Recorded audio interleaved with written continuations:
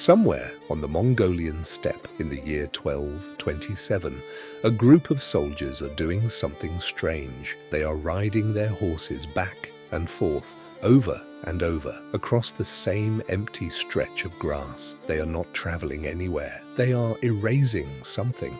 Underneath the ground, beneath their hooves, lies the body of the most feared man on earth. And by the time these soldiers are finished, there will be nothing left to mark where he is buried. No stone, no name, no path leading back to this spot ever again. Genghis Khan spent his entire life making sure the world would never forget him. He spent his death making sure no one could ever find him.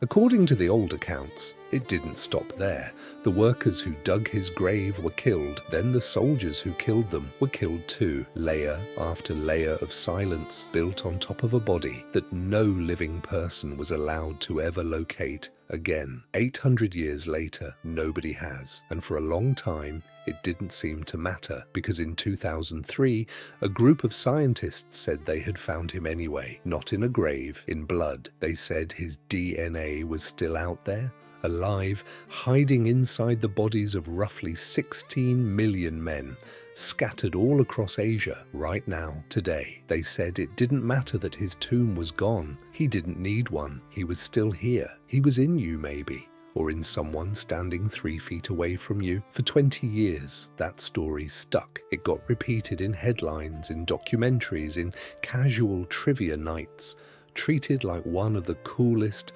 most solid facts genetics had ever handed us. Then, in early 2026, 4 graves were opened in the middle of Kazakhstan, and that story started falling apart.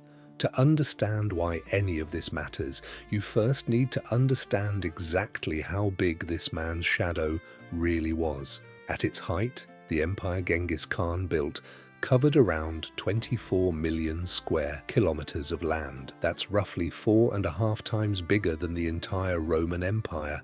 At its peak, it stretched from the Sea of Japan all the way into Eastern Europe, the largest connected land empire any single person has ever built, before or since. Building it cost an almost unimaginable number of lives. Historians estimate Genghis Khan's conquests killed somewhere close to 40 million people. Some estimates suggest his campaigns wiped out as much as 11% of the entire population of the planet at the time. So much farmland was abandoned across Asia, left to grow wild back into forest, that some scientists believe it pulled enough carbon out of the air to actually cool the planet's climate. Possibly the first time in history one single event did that. So, that's the empire, almost impossible to picture, built on unimaginable violence and somehow still standing as the largest of its kind 8 centuries later. But scientists came to believe Genghis Khan left behind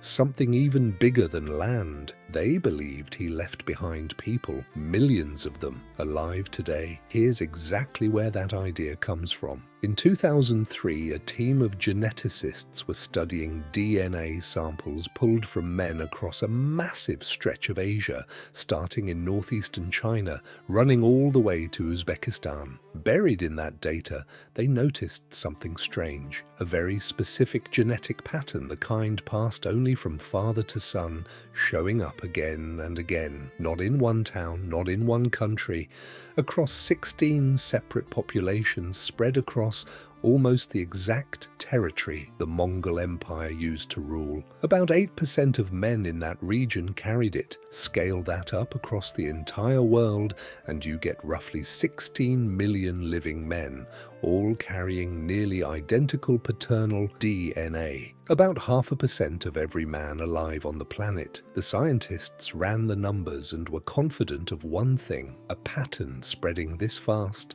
this widely, could not be random chance. Something had pushed it, some kind of advantage, some kind of selection. When they traced the pattern backward in time, it pointed to one place and one moment: Mongolia. Almost exactly 1,000 years ago, right when Genghis Khan was alive. After that, The story practically wrote itself. A conqueror whose armies took the most desirable women as spoils of war. A man who fathered at least 4 sons with his primary wife, at least 13 more children with his other wives, and probably far more through a large harem of concubines. Some historians suspect the true number could run into the thousands, though nobody will ever know for certain. One of his own sons is recorded as having 40 sons of his own. Multiply that kind of growth across generation after generation, spreading through an empire that touched a quarter of the entire Earth's surface,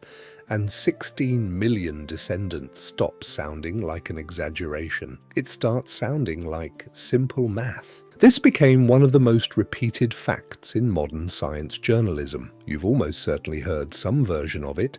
1 in 200 men alive today is a direct descendant of Genghis Khan. For over 20 years, it was treated as settled science. It wasn't. The first cracks showed up quietly. Buried in academic papers almost nobody outside the field ever reads. In 2017, a research team in China took a closer look at the exact genetic pattern behind the 2003 study and concluded it more likely came from ordinary Mongol soldiers spreading across the region, not specifically from Genghis Khan. A direct, provable link between him and that DNA pattern, they pointed out, had never actually existed. It had only ever been assumed. Later, 2 more geneticists reviewing the original theory raised further doubts of their own. And here's something that quietly undercuts the whole uniquely virile conqueror myth. Genghis Khan isn't even alone. In a separate,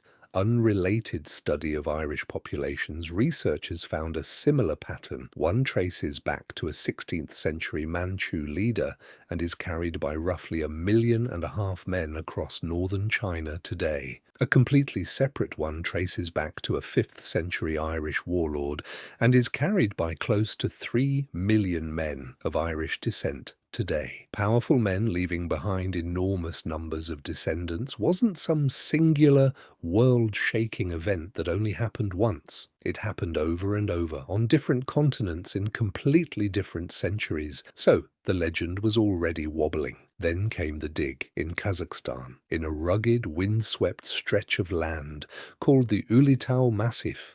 There stand 4 old stone mausoleums, weathered by centuries of steppe wind. Local legend has always insisted one of them holds the remains of Yochi, Genghis Khan's own eldest son, and the man believed to be the direct ancestor of an entire branch of Mongol royalty. In early 2026, a team led by a PhD researcher named Akin Askapuli, working alongside anthropologist John Hawkes, at the University of Wisconsin-Madison, opened those tombs for the first time in centuries. Inside, they found the skeletons of 3 men and 1 woman, positioned facing toward Mecca, fitting with these rulers later converting to Islam, but buried right alongside them. Animal heads, riding saddles, weapons, the unmistakable signature of the older, nomadic steppe culture their ancestors came from. 2 entire belief systems layered directly on top of each other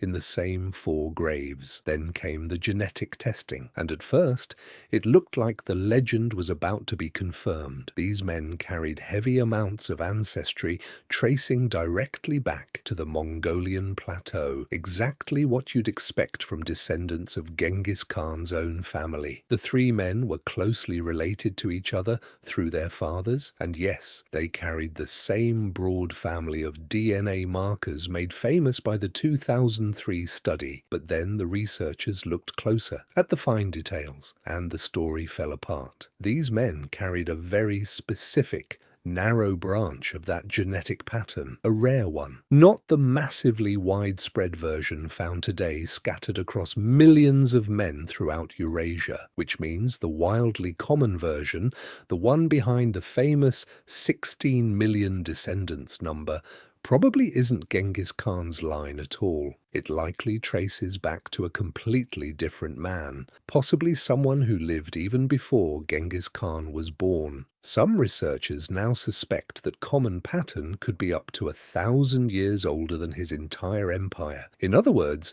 the genetic proof behind the most famous ancestry claim in modern science may actually belong to somebody else, somebody whose name history never bothered to record. And here's the part that means this mystery may never fully close. To settle this for certain, once and for all, scientists would need Genghis Khan's own DNA, taken directly from his own body. That body has never been found. Remember the soldiers riding their horses back and forth over and over the night he was buried? It worked exactly as planned. 800 years of searching, and his grave remains exactly what he wanted it to be. Gone. Which means every new study, every newly opened tomb can only circle around the truth. Nobody can ever walk up to the actual source and check. So where does that leave the 16 million descendants story? Probably wrong, at least in the specific, famous form almost everyone has heard. The man himself was certainly prolific. Historical records alone confirm that much without needing any DNA at all. But the specific idea that a huge slice of modern Asia is provably personally descended from Genghis Khan,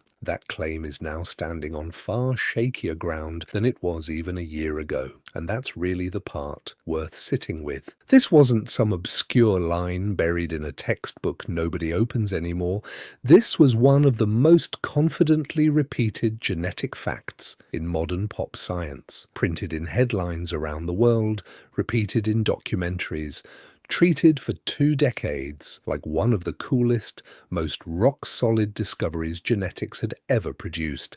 And it's being quietly rewritten right now, not by some dramatic new find, by researchers using tools that didn't even exist 20 years ago, digging up bones that had been sitting in the same patch of ground the entire time, waiting. If your own family history traces back to Mongolia, Kazakhstan, Uzbekistan, or anywhere across that old empire, this isn't just an interesting story to hear once and forget. It's a live, unresolved question about your own bloodline, being actively fought over by scientists, using evidence that is only months old. The most powerful man in history built an empire so massive it reshaped the entire map of the world. But even now, 800 years after his death, hidden inside a grave nobody has ever found, he is still doing the one thing he was most famous for while he was alive. He is still completely impossible to pin down.